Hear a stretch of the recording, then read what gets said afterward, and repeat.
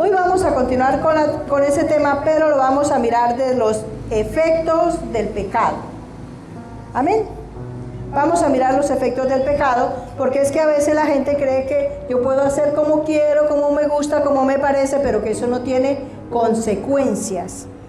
Y resulta que sí tiene consecuencias. El pecado tiene consecuencias. Entonces es muy importante que nosotros tengamos bien claro ese pedacito. Efectos del pecado. Y vamos a buscar en el libro de Isaías, capítulo 1, versículos del 4 al 6. Entonces, estudiamos en la semana anterior que el pecado mora en mí, que no, o sea, que no es que ya esté erradicado, yo dije no voy a pecar y ya, no, sino que yo tengo que saber administrar mi voluntad y mis carne y todo lo que me rodea para no caer en esa trampa, porque mire las consecuencias. Mire lo que dice: oh gente pecadora, pueblo cargado de maldad, generación de malignos, hijos depravados, dejaron a Jehová, provocaron a ira, al Santo de Israel se volvieron atrás. ¿Por qué queréis ser castigados aún? ¿Todavía os rebeláis? Toda cabeza está enferma y todo corazón doliente. Desde la planta del pie hasta la cabeza no hay en él cosa sana, sino herida, hinchazón y podrida llaga. No están curadas, ni vendadas, ni suavizadas con aceite. Aquí está presentando Dios el pecado, como obra en nuestro ser, tanto en mi cuerpo, como en mi alma, como en mi espíritu. El pecado cómo actúa. Incluso pues empieza diciendo: oh, gente pecadora, pueblo cargado de maldad, generación de malignos. Aquí está hablando a la gente que conoce de Dios, que estamos caminando ya de la mano con Él. Y dice: e ira, dejaron a Jehová, provocaron a ira al Santo de Israel, porque ¿qué? El versículo 4. Se volvieron atrás. Aquí está la palabra enseñándonos que es aquella persona que ya conociendo, ¿por qué se dejó vencer? Por el pecado, y volvió atrás. Pero dice, ¿por qué seréis castigados? Todavía os rebeláis, toda cabeza está como enferma. ¿Será que le duele la cabeza? Los pensamientos los tiene deteriorados. En la cabeza es donde empieza el problema, porque allí en los pensamientos es donde se van gestando los males, como lo bueno también. Entonces la cabeza está enferma y todo corazón doliente. El corazón que representa las emociones y los sentimientos. Es decir, que algo que hace el pecado es que altera las emociones, los pensamientos y los sentimientos, los deteriora, los afecta. O sea, que esa persona, pensemos en esa persona que empezó a caminar bien con el Señor, o que ha crecido siendo una buena persona, pero en el proceso de la contaminación que va recibiendo del pecado, un día cae, un día retrocede, un día decide no hacer lo bueno. Vamos a mirar en el caso de la pareja. El matrimonio para Dios es algo trascendental, muy importante, y es tan importante para Dios el matrimonio que lo compara con la relación de Cristo y la iglesia. Los hombres representan a Cristo y las mujeres representamos la iglesia. Mira el compromiso. Y vamos a pensar en esa pareja. Juiciosos, están casaditos, empezaron bien y van bien, muy seguramente de la mano de Dios, pero un día dice: eso yo como que no voy a la iglesia, eso como que mejor no estudio la Biblia, eso como que ya estamos bien, ya no necesitamos más. Porque ese es el primer peligro. Yo ya estoy bien, mi hogar funciona bien, la economía, la salud, todo está bien. O sea, yo ya no necesito más dosis espiritual. Ya con lo que tengo de Dios es suficiente. Ahí empezó el mal, en el pensamiento. ¿Y qué pasó? Entonces resulta que ya empezamos a menguar en la búsqueda del Señor, pero sí empezamos a llenar ese tiempo con otras cosas malas, por ejemplo, como hablábamos en la enseñanza anterior con la música y con esa belleza de música que tenemos hoy tan depravada, porque realmente es aterrador lo que dicen, lo que hablan, con personas, con el internet, es decir, vamos a cambiar la búsqueda del Señor por cosas indebidas. Y empieza la contaminación. Porque ese es el peligro. Empieza la contaminación. Miren lo que dice 2 Corintios 7:1. Así que, amados, puesto que tenemos tales promesas. ¿Cuáles promesas? Promesas de bendición, ¿cierto? De salud, bienestar en el hogar, económicas, todas, porque es que el kit de Dios es completo, todo. Pero a veces nos quedamos ahí, que como Dios es bueno, entonces yo puedo retroceder, yo puedo cambiarle las leyes a Dios y que de todas maneras voy a seguir teniendo derecho en eso, y no, porque también Dios dice, fíjense lo que decía aquí en Isaías 1, ¿qué decía que iba a pasar si volvemos atrás? ¿Qué recordamos del que acabamos de leer ahorita? Que si nosotros, dice en el versículo, yo les leo, versículo 5 dice, ¿por qué queréis ser castigados aún?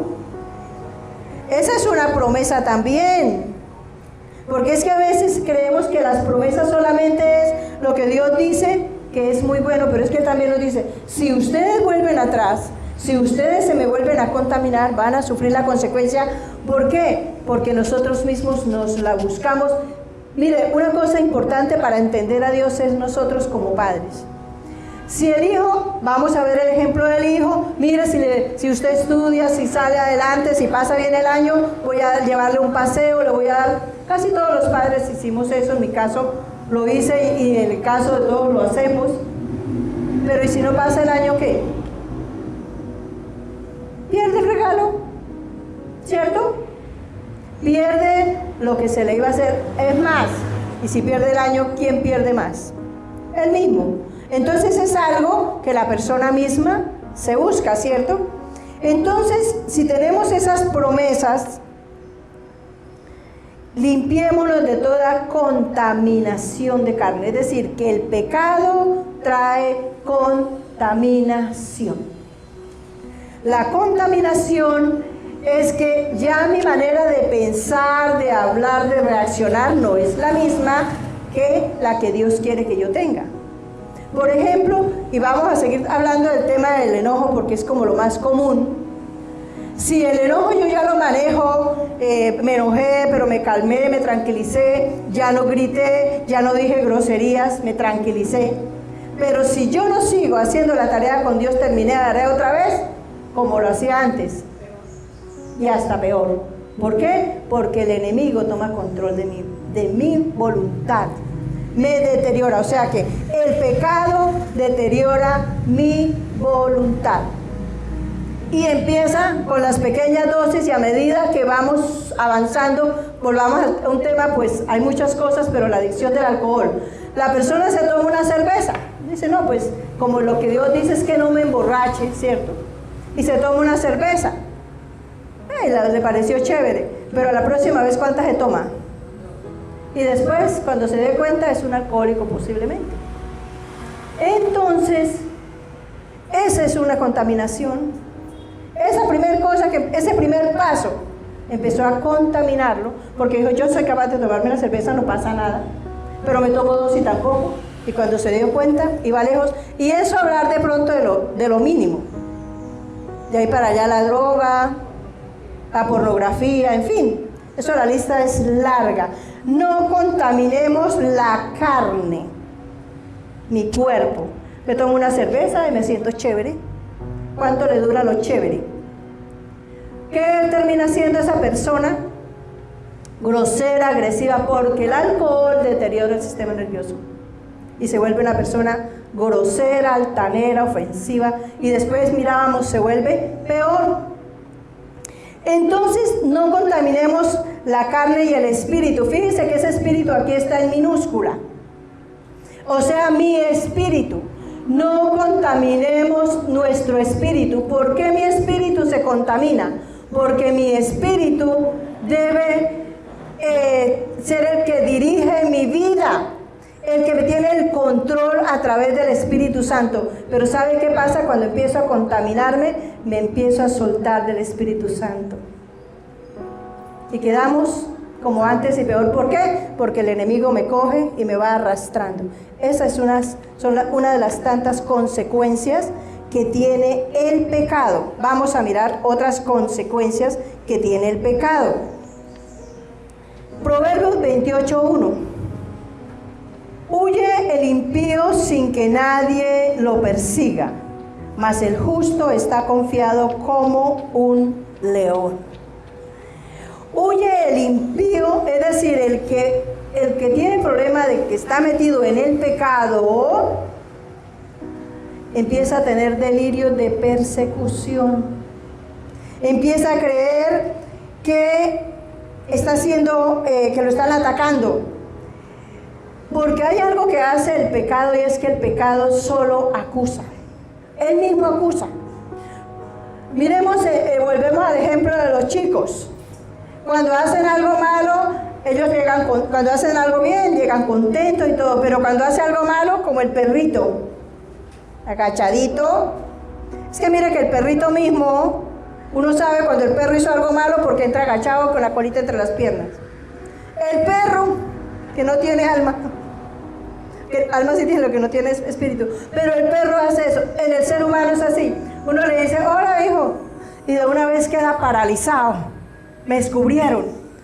¿Quién lo descubrió? El pecado que mora en él, el pecado que acaba de cometer. Eso es una consecuencia del pecado. El pecado trae temor. Recordemos qué pasó con Adán y Eva. ¿Qué pasó con Adán y Eva? Se escondieron. Cuando se dieron cuenta que Dios estaba por ahí, como si se pudieran esconder, se escondieron. ¿Y qué respondió Adán cuando Dios le preguntó que dónde estaban? Tuve miedo y me escondí. El pecado tiene eso. O sea, lleva a la persona a tener temor y se siente que todos lo persiguen, que todos lo acusan, que todo sale mal. Y eso es grave. Y cuando tiene temor, no estamos hablando de temor de Dios, sino miedo físico, que es diferente. Entonces, ese es un resultado del pecado. Se siente acusado, censurado, porque algo que hace el pecado es que él transforma la manera de ver la vida. Porque cuando yo tengo temor, ¿me siento libre para moverme, para hacer las cosas? No, cuando una persona es temerosa, que es miedosa, no salgo porque, no hago porque el miedo tiende lazo, dice la palabra. Entonces, me va a limitar, el pecado me va a limitar, porque trae incertidumbre y desconfianza. ¿Será que esto funciona? ¿Será que no sale? ¿Por qué? Porque empiezo a desconectarme de Dios, entonces mi fe se va al piso. Porque ya sé que algo no está bien en mí. Entonces trae incertidumbre, pierde el color a la vida, el gusto. Mire, cuando nosotros andamos en santidad, algo que sucede es que nos levantamos contentos. Siempre, aún en medio de los problemas, estamos contentos porque estamos sabidos de que Dios está en la situación por difícil que sea. Pero en pecado no, porque mi conciencia me dice que Dios está afectada, afecté mi relación con Dios y que Dios está molesto conmigo. Eso mi espíritu lo sabe. Y eso hace que entonces me levante molesto, agresivo, triste, deprimido. Me cambia el color de la vida. Yo ya no veo. Quienes amamos a Dios vemos las flores, vemos las aves, o sea, le vemos color a la vida. Nosotros mismos nos vestimos bonitos, nos arreglamos, no con intenciones malas, sino de sentirnos bien y de mostrar esa buena imagen que queremos proyectar a otros, ¿cierto? El pecado quita eso. Mire algo que hace el pecado. Una persona en pecado, y ustedes, los que ya han avanzado en este camino, uno conoce una persona que siempre la vio como tan bonita, tan alegre, y cuando cae en pecado se le nota. Sus ojos se apagan, se vuelven tristes, la piel empieza a deteriorarse, el cabello, la manera de caminar, la manera de expresarse. Se nota que algo no está bien. Por mucho que se esfuerce, se le va a notar. Otra cosa que trae, otra consecuencia que trae el pecado, que lo dice en Isaías, es que se vuelve rebelde. Porque una manera de como de escudarse, como un mecanismo de defensa, es volverse rebelde. Entonces ahora yo no quiero, ahora yo no hago, porque quiere llevarle la contraria a Dios, porque es una manera como de levantarse de la condición deteriorada en la que ya está emocionalmente. Entonces se vuelve rebelde, se vuelve grosero, se vuelve peleonero, y de ahí para allá lo que sigue. Ese es el problema que trae el pecado. Se vuelve irresponsable. Una persona que está caminando en pecado se vuelve irresponsable con la familia, con el trabajo, consigo mismo, con la sociedad. Y si se va deteriorando, pues llega a lugares sorprendentes. Lo que estamos viviendo hoy en la sociedad, todos esos muchachitos, 15 años, 18 años, que vienen desde chiquiticos viendo el pecado, contaminados, grosería, soberbia, todo ese tipo de cosas. Mira lo que están haciendo hoy. ¿Por qué? Porque volvieron rebeldes, irreverentes, irresponsables, impetuosos, producto del pecado. Por ejemplo, un trabajo que muchos quisiéramos hacer es recoger la gente que está en la calle, ¿cierto? El indigente. Yo soy una que quisiera hacer un trabajo con ellos, pero ¿cuánto tiempo y cuántos recursos humanos y de todos los recursos se necesita para levantar una persona esa? ¿Por qué? Porque es una persona soberbia. Es una persona que está deteriorada totalmente su voluntad, no tiene voluntad. Entonces, no es fácil, y qué bueno poderlo hacer. Entonces, miremos lo que dice Romanos 6:23. Es importante que nosotros tengamos esa evaluación constante de cómo es que nosotros estamos mirando el pecado. Si creo que es que yo ya no tengo pecado y que todo lo que haga entonces se vuelve santo, no, eso no funciona así. Eso funciona así cuando yo le pido perdón a Dios y me aparto del pecado. Mientras tanto, está en pecado. Porque la paga del pecado es muerte, mas la dádiva de Dios es vida eterna en Cristo Jesús, Señor nuestro. El pecado tiene esa consecuencia. Me lleva a la muerte física, me lleva a la muerte emocional y a la muerte espiritual. Totalmente muerto, remuerto. A la muerte física, porque cualquiera que sea la forma de pecar, empezando que una persona empieza con un pecado y luego le añade otro, y le añade otro, y le añade otro, ¿cierto? Empieza a dañarse físicamente. ¿Por qué empieza a dañarse físicamente? Porque descuida su salud, ya descuida su sueño, empieza a tener problemas con la gente, con el trabajo. Y la muerte emocional, porque como empieza a tener temor, a sentirse miedosa, preocupada, angustiada, pues entonces sus emociones se van al piso y pierde la fe, que es una cosa, aquí estamos hablando de quienes ya vamos conociendo de Dios. Pierde la fe, y cuando la fe se va al piso, ahí no hay nada por hacer. Y la muerte espiritual, pues porque ya no tendremos, primero, comunión con Dios aquí en la tierra, no tendremos relación. Y segundo, si vamos a morir así, chao mundo. Hasta ahí fue la oportunidad que tenemos de entrar a la eternidad con Dios. O sea que el pecado como consecuencia trae muerte. Primera de Tesalonicenses capítulo 5 versículo 19. Esta es una consecuencia de las peores consecuencias, es esta. No apaguéis al Espíritu. No apaguéis al Espíritu. Aquí ese Espíritu está ¿qué? ¿Con minúscula o con mayúscula? O sea que estamos hablando de Ese sí que es el peor problema en la que persona se mete. Porque si yo tengo al Espíritu Santo que mora en mí, porque el Espíritu Santo, cuando yo acepto a Jesucristo como mi Señor y Salvador, el Espíritu Santo viene a morar en mí. Y Él está ahí trabajando conmigo, no haga esto, hablándome, diciéndome, mostrándome, guiándome. Pero como soy rebelde, como estoy renuente, no acepto. Y en ese caminar, el Espíritu Santo un día se queda quieto y no vuelve a hablar. Ese es el peligro de la gente. Y yo conozco mucha gente que ha caminado con Dios y un día se para o se devuelve, que es lo peor. Y es tan difícil, por lo menos a mí he visto ese resultado, tan difícil para que la persona vuelva a Dios. ¿Por qué? Porque el Espíritu Santo ya no está activado, entonces mi espíritu está dormido. Cuando el Espíritu Santo mora en mí es cuando yo me siento contenta, porque hay algo que hace el Espíritu Santo, es que me da paz y gozo. La paz es ese estado emocional en que yo me siento tranquila, no estoy preocupada porque sé que Dios está obrando, yo estoy haciendo las cosas de la mano de Dios. Y el gozo es que aún en medio de la dificultad yo estoy contenta. Lo que decíamos, nos despertamos contentos porque es que el gozo mora en mí. Pero cuando no tenemos eso, entonces la persona se siente vacía y busca placer. Y busca placer en las diferentes cosas, pero el placer primero es momentáneo.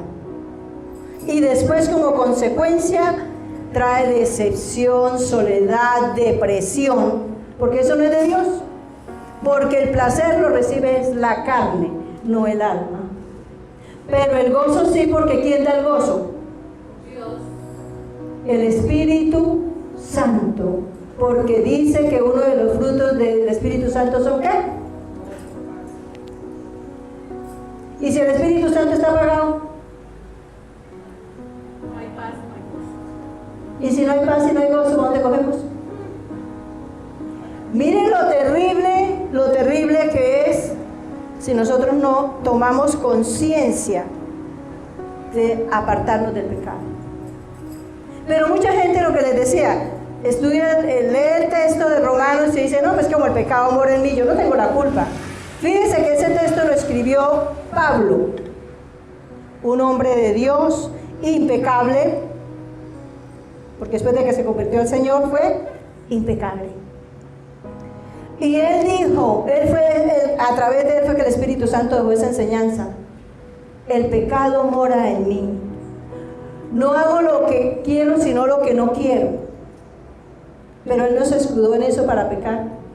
Dijo, porque cuando uno sigue leyendo, él dice, porque yo no proveo para la carne. ¿Sí ven? Entonces no podemos escudarnos en eso, sino lo que yo les decía en la enseñanza anterior. Algunas personas le dan mala interpretación a ese texto. Pero lo cierto es que yo no me puedo escudar en nada, porque nadie me obliga a mí a pecar. Incluso si tocó morir, morimos. Porque nadie me obliga a mí a pecar. Y el asunto es que terminamos apagando el Espíritu Santo. Y ahí sí, ¿para dónde corremos? Primera de Juan 3:4. Muchas personas que tienen adicciones y que tienen situaciones que no son capaces de dejar, es porque no han decidido en su corazón verdaderamente seguir al Señor. Y lo buscan a la manera. Y mirábamos en otros momentos como nosotros hacemos con la persona. Yo quiero a la persona a mi manera, y no es a la manera mía que yo puedo amar a otros, sino a la manera del otro, siempre y cuando sea correcta. Todo aquel que comete pecado infringe también la ley, pues el pecado es infracción de la ley. Le pregunto a los conductores, si ustedes se comen un semáforo, ¿qué pasa? Multa. Y si no se murió cuando se comió el semáforo, porque si se murió, sí que le va a ir peor. O y si no hizo daños colaterales, porque es que ese es el otro pedacito. El pecado me daña a mí, pero daña a toda la familia, a los vecinos, a todos. Hay un texto en la Biblia que no lo vamos a buscar. Hay un texto en la Biblia que habla de algo que hizo David. David se le ocurrió la genial idea. Ahí les dejo la tarea para que lo busquen en segunda, no me acuerdo ahorita, segunda Samuel creo que es. Él quiso censar el pueblo. Él quería un censo porque él quería saber cuántos soldados él tenía. Y un militar que era muy allegado a él le dijo, no haga eso porque eso le ofende a Dios. Dijo, hágalo. Y él lo hizo. Y eso trajo como consecuencia que murieron 70,000 personas de esa nación, porque Dios lo castigó por eso. Porque no necesitaba saber cuántos soldados, así fuera uno. La guerra las ganaba porque no eran de él, sino de Dios. La soberbia lo llevó a eso y murió mucha gente. Entonces, si yo soy autoridad en mi casa, si yo soy autoridad en mi empresa, si yo soy autoridad a nivel de gobierno, lo que sea, eso va a traer consecuencias. Mi pecado daña a otros. Como padres daña a nuestros hijos. Yo oigo a muchos papás y mamás diciendo, es que mis hijos son lo máximo. Yo amo a mis hijos, doy mi vida. Pero no se aparta del pecado. ¿De qué estamos hablando? ¿De qué amor estamos hablando? Si yo verdaderamente amo a mis hijos, crea que es, mire, por amor a quienes somos padres, por amor a los hijos somos capaces de apartarnos del pecado. Yo en eso pensé hace muchos años. Cuando yo empecé a entender que lo que yo sembraba hoy iba a alterar la vida de mis hijos mañana, me paré en la raya. Porque no les voy a dejar maldición, contaminación genética a mis hijos, ni a mis nietos, ni a mis bisnietos, ni a mis generaciones hasta que Cristo venga. Es que eso es así. Entonces ningún papá o mamá puede decir que ama a su hijo si se porta usted mal. ¿Porque con qué? ¿Qué le está dejando? ¿Plata?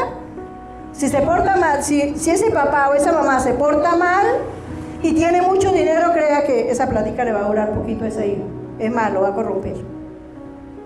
¿Por qué se pierden tantas herencias tan valiosas?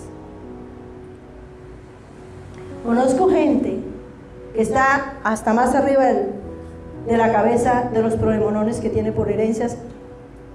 ¿Que para qué? Si la principal no quedó, que era la más importante, que era saber administrar eso. Primera de Juan capítulo 2, versículo del 15 al 17. Dice, no améis al mundo, ni las cosas que están en el mundo. Si alguno ama al mundo, el amor del Padre no está en él. Porque todo lo que hay en el mundo, los deseos de la carne, los deseos de los ojos y la vanagloria de la vida, no provienen del Padre, sino del mundo. Y el mundo pasa y sus deseos, pero el que hace la voluntad de Dios permanece para siempre. Para siempre, ¿por qué? Porque permanece en mí y a mis generaciones.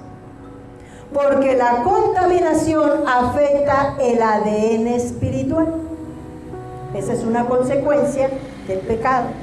Afecta el ADN espiritual. Nosotros tenemos un ADN biológico y un ADN espiritual. Si mi ADN espiritual está contaminado en el área que sea, pues eso se va a transmitir a nuestras generaciones. Desde nuestros antepasados, y tengo que, si yo llego aquí y me doy cuenta de algo que mi familia hizo, yo tengo que cortar eso aquí. Pero si soy yo la que lo genero,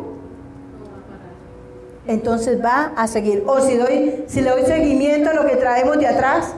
Por ejemplo, una cosa que traemos de atrás la mayoría, la brujería. Que le dé la mano, que le dé el horóscopo, que no sé qué. Eso toma partido del diablo y entonces coge mis generaciones y ya no los lleva a que le hagan el horóscopo, sino a otra cosa peor, hasta que los destruye. Igual que biológicamente, cuando sale uno con azúcar, le dice, ¿y su mamá tenía azúcar? ¿Y su abuela tenía azúcar? Igual, espiritualmente. Igual, espiritualmente. O sea que otra consecuencia del pecado es la contaminación espiritual que podemos dejarle a nuestros hijos. Por eso dice, no améis al mundo ni las cosas que están en el mundo. Si yo le doy el primer lugar a eso, quiere decir que eso es lo que yo amo. Y no a Dios. Si conscientemente vivimos en el pecado, entonces no amamos a Dios, no podemos decir que lo amamos. Entonces no nos escudemos, pero tengamos claro que yo ya me convertí, pero el pecado sí está ahí, pendiente. El pecado está ahí, él no quedó erradicado, queda erradicado el día que entremos a la eternidad con Dios. Porque allá no entra el diablo, ese es el asunto. Que mientras haya diablo, ¿qué hay? Pecado. Amén. Nos queda de tarea entender eso. El pecado está en mí, pero yo soy la persona que lo puedo evitar, pero que no puedo sola, que necesito a Dios, para que Dios a través de su palabra, a través de su Santo Espíritu me vaya diciendo, aquí sí, aquí no, y cada día dar pasos hasta que lo logre, hasta que sea capaz de mantenerme firme, aunque me den ganas, porque pelear nos dan ganas, ¿cierto? ¿O no? Aquí ya ninguno le da ganas de pelear. No. Pero, por ejemplo, ese está ahí.